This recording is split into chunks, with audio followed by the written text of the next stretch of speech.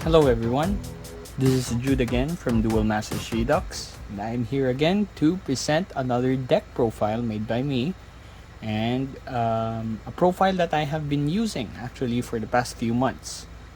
It uses a very unique or more unorthodox way of using demon commands to your advantage, and may actually result in a really strong loop, if I may call it.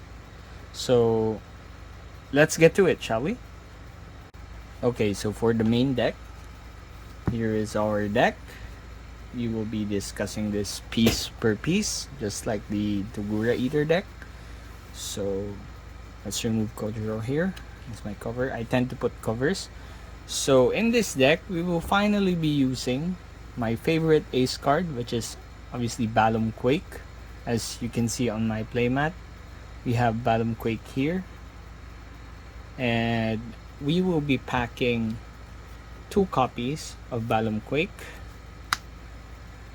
He is one of the 3 main finishers that we have in this deck, and this will actually specialize in giving us a semi pseudo lock whenever we pull off the combo, which I will be explaining later.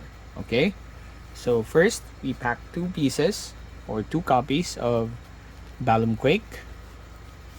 Next we have 1, 2, 3 copies of Dorbalum, Lord of Demons. So Dorbalum is our secondary finisher. Dorbalum's job is to get rid of all the mana of the enemy, more or less, and will also destroy non-darkness creatures. So in the current meta, well, in our local meta, there's actually a lot of darkness creatures with local player decks, but it's not really much of a problem because what I'm actually targeting here is to get rid of their mana, not the creatures itself. The creatures is a good bonus if I get to remove all of their creatures, but more or less it's the mana that I'm targeting the most. Okay, so let's put aside Dorbalum.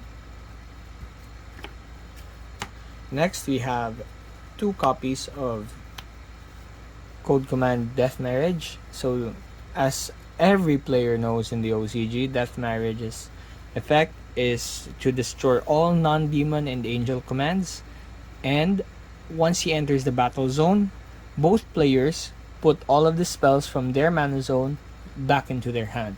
So besides being a mana burn tactic, it also returns all of the spells. So that actually might favor the enemy, but if you put out Dorbalum and Death Marriage, you get to remove all of their non-dark mana, and then the only mana that they will have to get will be darkness. And if they don't have any spells, or if they do have spells, they probably won't be able to cast it anyway, except for you. Well, with this deck, except for me.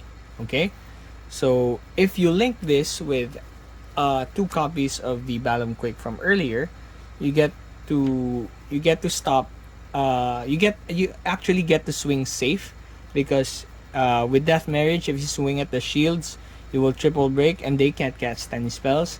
And if you have Balum Quake with Death Marriage, you get to swing and the opponent doesn't get to use their shield trigger spells and their shield trigger creatures, because of Balum Quake's ability that you cannot put creatures for no cost into the battle zone. If you do, they go straight to the mana instead. Okay, so let's put them aside again. After Death Marriage, here is the main card that we will be using for the loop. So we are packing 3 copies of Zeta-File, Zenith of Mystery. So what this guy does, as you can see, it's also a very heavyweight card, 10 mana for 13,000, and it's also a Zenith. So most of you know that a lot of Zeniths are strong. Actually, for me, not all Zeniths are strong. You just have to look at their abilities. It can be a bit situational as well, so it really just depends on you. Okay, so for Zeta-File's effect, it's a triple breaker Zenith with Eternal Omega that applies to all Zeniths as well. So meaning that it if it does get destroyed in the battle zone, it returns to your hand instead, not into the graveyard. And the effect that we're looking for is that when this creature enters the battle zone, you can opt to kill all of your other creatures except for Zeta-File. If you do, you get to put all demon commands from your graveyard into the battle zone for no cost. Every single one of them goes into the battle zone for no cost, as long as you destroy creatures. So I've actually checked the rulings on the Duel Masters wiki page, and it says that even if you put Zeta-File without any creatures in your battle zone, you can still use the effect even without the sacrifice. So that's pretty nifty, we could say, if I say so myself. So since we're already here talking about Zeta-File, why don't we talk about the spell that supports it? Okay, so this spell is the key to our loop. This is actually a joke card from the DMEX08, the recent Black Box pack.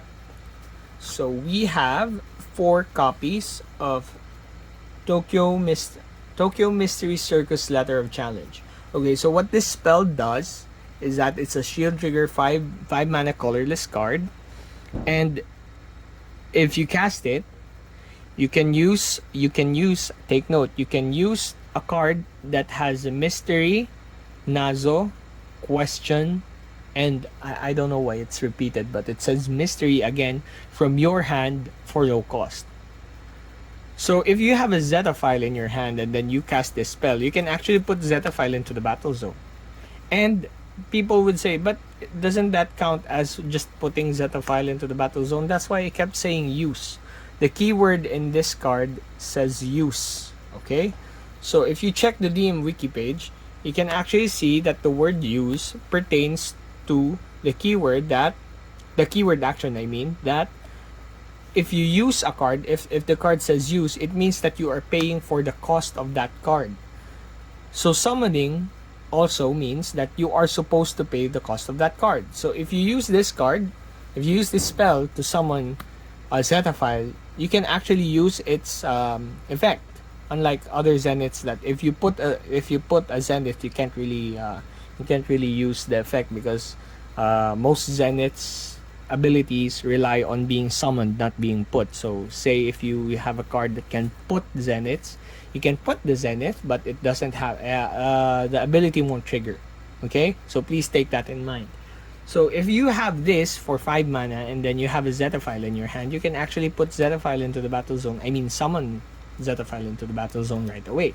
So this is also a good security tactic against against anti-cost trampling meta cards like Onikamas that trigger during your opponent's turn. So say your opponent has an Onikamas on the battle zone, and then they break a shield, and then one of the shields is the Letter of Challenge. Then you have a Zeta-File in your hand. You can still put Zeta-File because it counts as summoning, and the Onikamas ability doesn't work. So your Zeta-File stays in the battle zone. Pretty nifty, right? Okay, so I think you probably have an idea of how the loop will work, but before we go there, let's put these two aside first, so we can continue talking about the whole deck. Okay, so for the next part, we pack 4 copies of Belhel the Skull Moon Reaper. So Belhel the Skull Moon Reaper is a demon command and beast folk creature that costs 5 mana, darkness and nature, as well as the shield trigger keyword for 3000 mana. So the main ability and the only ability besides shield trigger of Belhel the Skull is when you put this creature into the battle zone, you may return a card, specifically a card. So that means it can be a creature, a D2 field, a cross gear, a spell, any card, as long as it's a card. You can return a card from your mana zone or your graveyard back into your hand. Pretty nifty. So later in the optional tactics part, I will be covering an extra use for Belhel the Skull for our deck profile, but more or less it's card recovery. Okay, just in case you fuck up or you forget to put you forget to put something in your mana, or you forgot that you're not supposed to put that in your mana or your graveyard. Belhel the Skull will be there to help you out. Okay, So next, we are packing 3 copies of Tiger Nitro Explosive Devil. So the reason why I have this on me right now is because our local meta is heavy, very, very, very heavy on card draw. So we actually have 5 players that actually use a lot of card draw, and one of our strongest players has this really, really strong Heaven's Gate deck that can dish out monsters like there's no tomorrow. So the only way I counter that, besides another card in the deck, is with Tiger Nitro. So Tiger Nitro is a 4 mana darkness creature with a funky nightmare race for 4,000 power, and it has a mana arms 5 ability. So what does this mana arms 5 ability does is that when it enters the battle zone, you can activate it as early as you can, as long as you have at least 5 darkness mana in your mana zone. If you do, your opponent has to discard all of their cards save for 1 card. So it cripples their hand. Basically a cranium clamp for free. Okay, as long as Tiger Nitro is there, at the end of each of your turns, so you and the enemy player, your enemy has to discard all of their cards and retain 1 card. So if they're holding 1 card, they keep it. But if they draw for that turn, at the end of their turn, even if they don't put a creature or they don't put mana, they have to discard the other cards and then just choose one again. Okay, so it's really, really helpful. And actually, you can replace these 3 if your local meta doesn't really work or fight with heavy draw or hand reliant decks. So if you don't have enemies or opponents in your local area that relies on hand, you don't really need Tiger Nitro. Okay, so later, after we talk about the deck profile, about the whole deck profile, I will be talking about what substitutes you could use for Tiger Nitro. Better substitutes, actually. Okay, so moving on. We are also packing 4 copies of Jakaru Fushigi Max. So this is a new card, actually, released in the 10 Kings block. It is a 4 mana darkness and nature card under the Fushigi Kingdom. Sorry, it also has Shield Trigger and it has 2 abilities. So you get to choose 1 ability, but if you have at least 1 darkness and 1 nature creature in your battle zone, you can choose both. So the first one is, look at the top 3 cards of your deck, select 1, put that into your mana zone, and put the rest into your graveyard. Okay, so it gives a boost. And the other one is, choose target creature in your enemy's battle zone. That creature gets minus 6,000. So it also has a power decrease or hopefully a destruction effect against your opponent's creature. So if you have 1 Skull in the battle zone, this is actually a really, really good card to use with it. Okay? And it gives you mana and it helps you with the grave. So the graveyard is very important for this deck. That's why we are using this spell. Okay. Next, we are packing also 4 copies of Dedam Disaster, one of the most expensive cards in this deck at the moment. So it is at the low cost of 3 mana with 3,000 power with the Trinity command, exclusive Trinity command with him, Dedam and Dead Damned, and the Invader race. But it is a tri-civ, so it has a darkness, nature, and water. And the effect is actually reminiscent of Hexbane if you are familiar with that 7 mana black green creature, demon command and giant. So what it does is that when you put this creature into the battle zone, look at the top 3 cards of your deck. Choose 1 to put in your graveyard, 1 into your hand, and 1 into your mana. So it gives you hand, it gives you a boost, and it gives you mill, which is all important for this deck. Okay? I will be explaining the combo later, so Dedam will come in handy for that. Okay, next. Oops, sorry. We are packing 4 copies of Bone Dance Charger. So what Bone Dance Charger is what Bone Dance Charger does is very simple. 3 mana. It's a charger spell. So what it does, besides charging to the mana zone after you use it, is that you get to put 2 cards from the top of your deck into your graveyard. That's it. It is very important, and it will all be explained again later. Okay.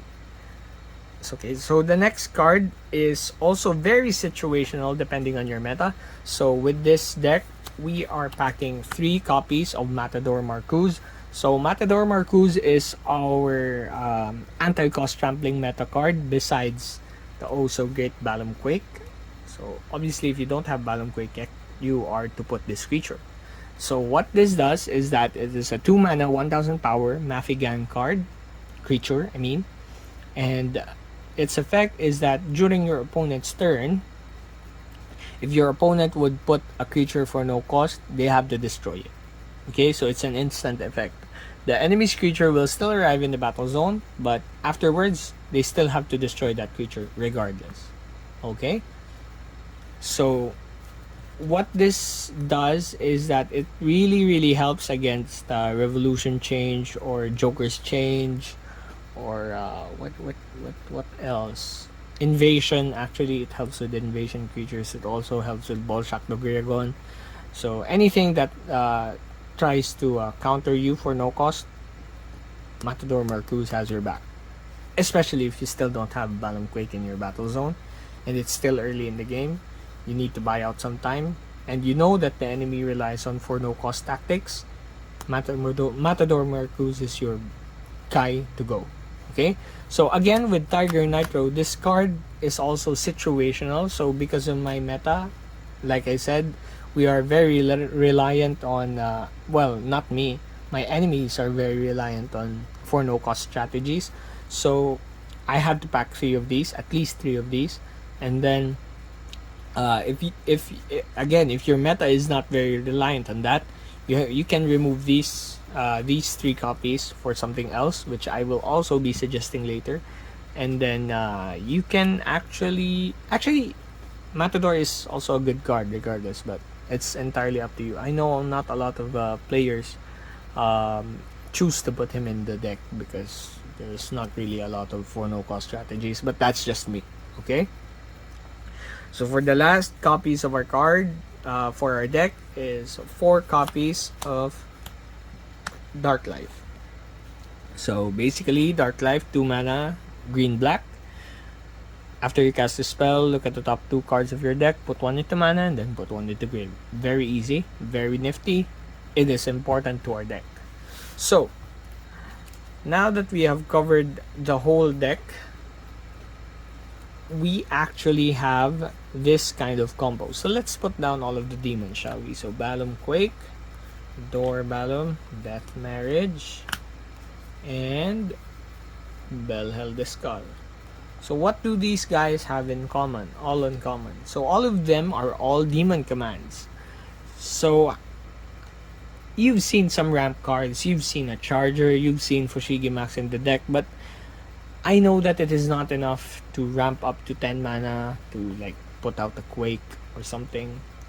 So what the technique here is, you are going to use all of these in your grave, and then with the help of the Mystery Letter of Challenge on turn 5, you are to put out a Zeta-File to your battle zone. Sacrifice any creatures that you have by that turn, and then hopefully you have one of these, one of these, one of these, one of these, or maybe 2 Skulls. I don't know, it depends on the situation. And then you can put out a Zeta-File, destroy it, and then put all of these from your graveyard into the battle zone. So it's actually really crippling if you even put out 1 Dormbalum at turn 5. It really resets the game against your opponent, especially if your opponent is playing a non-darkness deck. Besides, why would you use this deck against a darkness deck?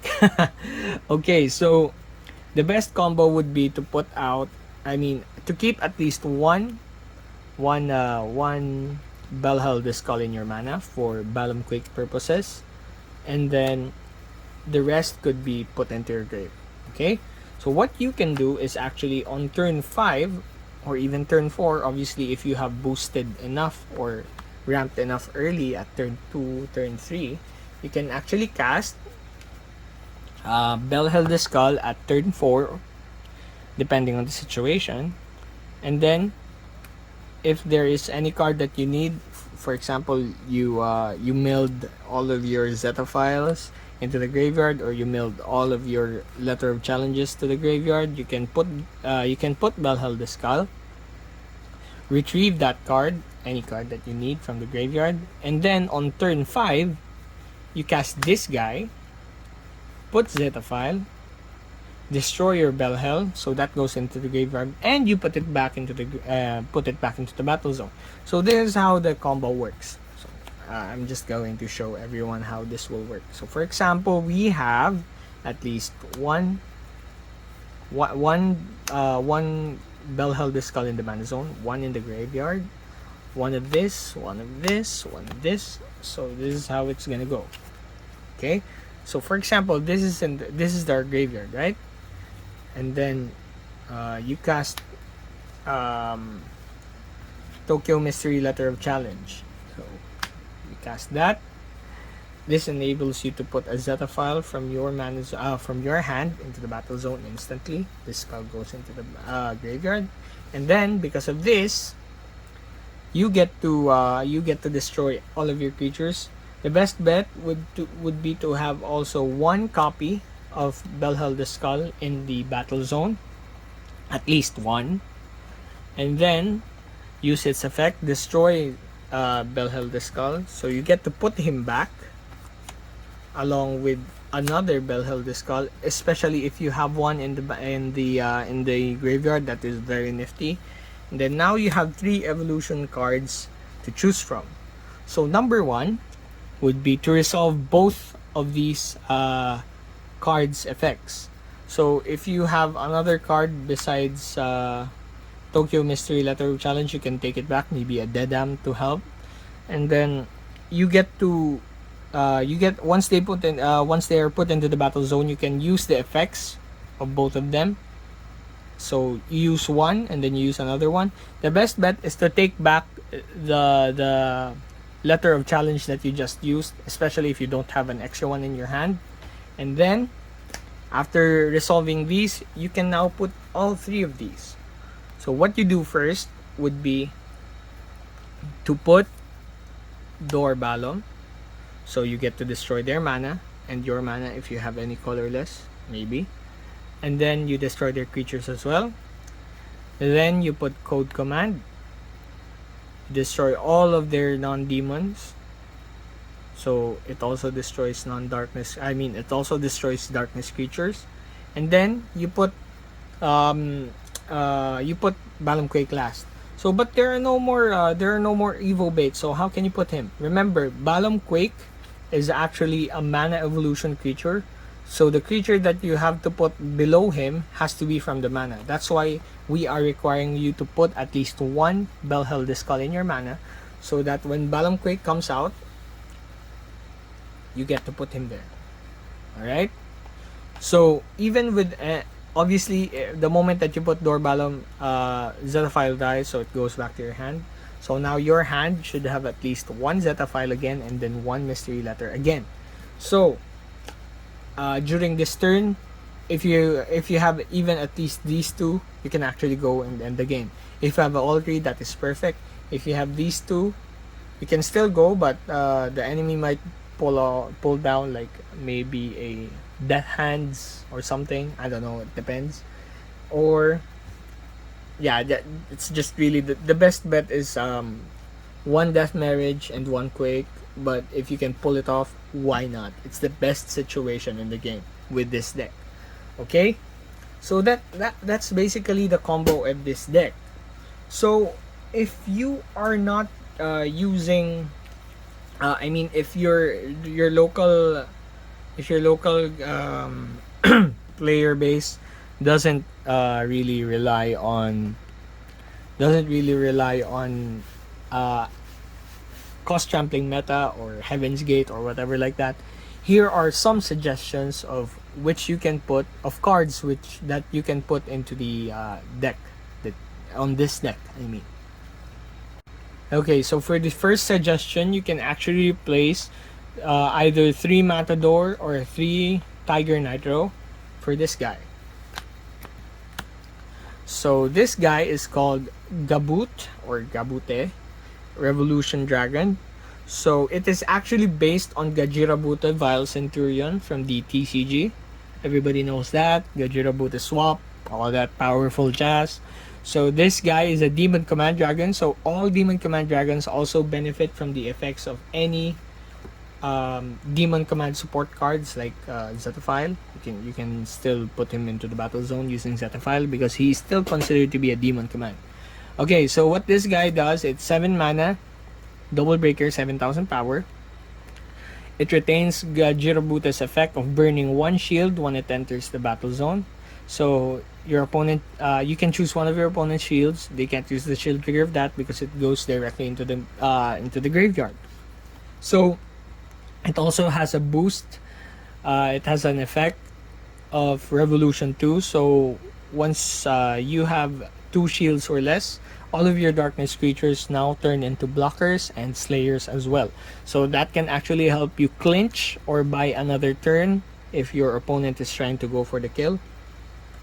So what Gabute is, or Gabut is perfect for this deck for is, for example, that you don't have a death marriage, or you don't have a quake, or you don't have a Dorbalum. You only have one of your finishers, and Gabute or Gabut is in your battle zone, I mean your graveyard. Every time you do the loop and every time he enters the battle zone, you get to burn 1 shield. Okay, so if you even successfully pull this loop of putting demon commands from your graveyard back into your battle zone, you can actually burn 1 shield every time. Now if you have 2, you can burn 2 shields. If you have 3, you can burn 3 shields. So just putting Gabut into the battle zone actually helps you get ahead because you're destroying the mana of your opponent and it doesn't go to their hand. So this will help, especially if you are if you're not confident that you can swing safely, especially if your opponent has a deck full of shield triggers. So it actually helps you swing safely for, say, if you only have a Dorbalum. So if you did the loop twice, you have burned 2 shields already, and then you swing with Dorbalum, you break all shields. On the next turn, if he doesn't do anything, obviously if you have Dorbalum and he doesn't have any mana, he probably can't do anything anyway, you can swing again for the game because he doesn't have mana anymore.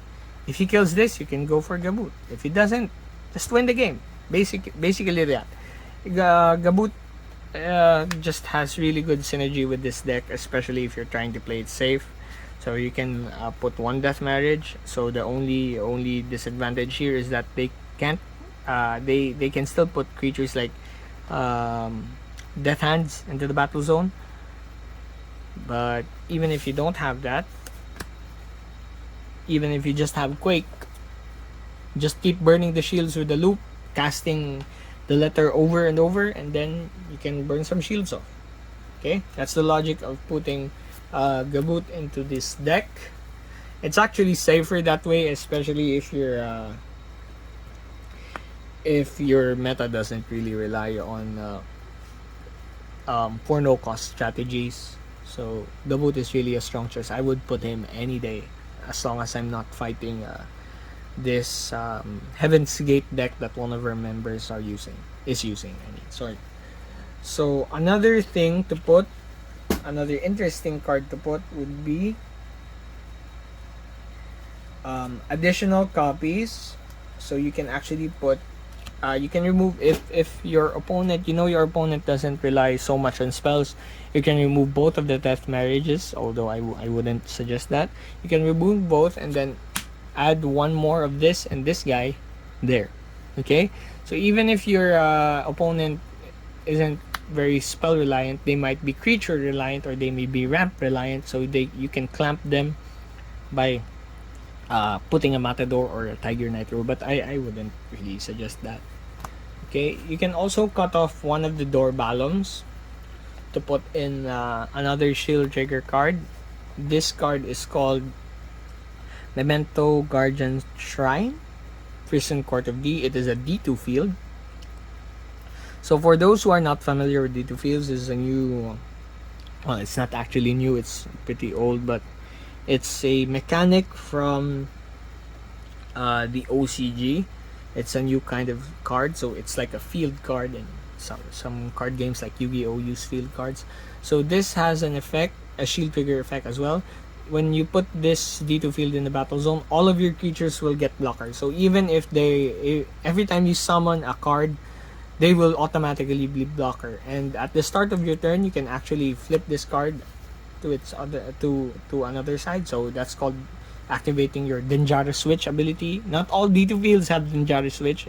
If the D2 field has a Dangerous Switch, it has like a box here. Okay, so what Dangerous Switch does is that at the start of your turn, if you Dangerous Switch this card, tap all of your opponent's creatures. You can only do that once. All D2 fields with switches can only do that once. So please take note of that.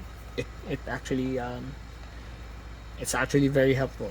Okay, you can cut one door balum for that, but I personally don't really pop it off from my from my shield zone, so it doesn't really benefit me that much. You can also put Hayabusa Maru, but I prefer that card over over Hayabusa Maru for this deck. Okay, so this deck actually has an alternate mode. Okay, so besides the Balum Quake thing, I have this other tactic of using with Zeta-File and the Letter of Challenge, as well as the other demons. So with this other mode, you're going to remove both Door Balum and Death Marriage, okay, as well as one copy each of Tiger Nitro and Matador Marcus. So more or less you will be left with 2 Matador and 2 Tiger Nitro, and then remove 2 Door Balum and then 2 Death Marriage. So that gives you 1, 2, 3, 4, 5, 6 free slots for your deck to put in new cards. So the cards that I would put here is actually I actually thought of this a few days back. I mean, actually a month ago. And the cards finally arrived, so I can finally do this combo. And I've actually done this combo, and it has gone pretty well. So the alternate thing would be to do the same, like still use Zeta-File with Letter of Challenge, but this time you are to put Urakiri Damus, Great Demon King, from your graveyard into the battle zone. So what this guy does is it's 13 mana, 13,000 power, a Mafia Gang, and Demon Command. So it benefits from Zeta-File's effect. So if you try to summon this manually, it has sympathy for each creature in your graveyard. So that means its sorry, its cost is reduced for every creature that you have in your graveyard. So, but we're not actually relying on that. It is also a triple breaker, and it has this other ability where you can put 5 creatures from your graveyard under this creature. Then if you do, you get to destroy one of your opponent's creatures. Okay, not it's a very niche ability, and it shares it with its last ability that if you were to lose the game, or if this creature would die or leave the battle zone, you can put the 5 cards underneath it on the bottom of your deck, and then you won't lose or it won't die. Okay, so it also have a saver. It has it has a saving tactic for you. So what these guys use is not actually to put 5 creatures or that saving ability. It is actually to put Gigan Daidanos into your battle zone. So if you have a Gigan Daidanos in your graveyard, and then you have this guy, obviously the Gigan Daidanos doesn't benefit from Zeta-File because it is not a demon command. after you put all of your demon commands, or even during when you put your demon commands, you can put Uragiri Damos and then activate Fushigi Verse, put him into your mana zone tap 2 more mana, black or green, to put Gigant Daidanos. So, Gigant Daidanos is a new card. It is actually one of the aces of the Fushigi Kingdom. It is very heavy at 12 mana. It has the Giant Dragon and Fushigi Kingdom races with a whopping 50,000 power, Jesus Christ. It also has World Breaker, so once it attacks, it breaks all of your opponent's shields. And when you put this creature into the battle zone, your opponent puts their hand into their mana zone. So it cripples their hand as well, but it adds their mana. The best effect is that when this creature is in the battle zone, your opponent cannot attack you with any creature that has less power than this guy. So there's a crap ton of creatures that cannot attack. Basically everything. Okay? So it can't attack with, if as long as Gigant Daidanos is just chilling there in your battle zone, none of his creatures can attack. Basically. Okay? So this is really a really strong tactic that you can do. But the reason why I put this in this deck is that because it has a really disgusting combo. Okay? So let's backtrack for a bit. If you have Zeta-File reanimate your demon commands, the perfect way to do this is with at least 7 mana. Okay?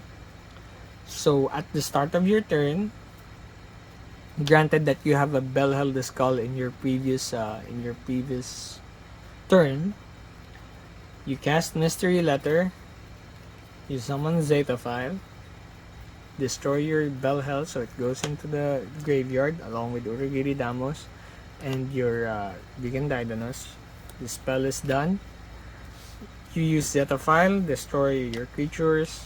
Then you put this guy, put Belhel, return the letter if you don't have any extras in your hand. Put Uragiri Damos. And the other card that you should have in your graveyard would be a Doorballon.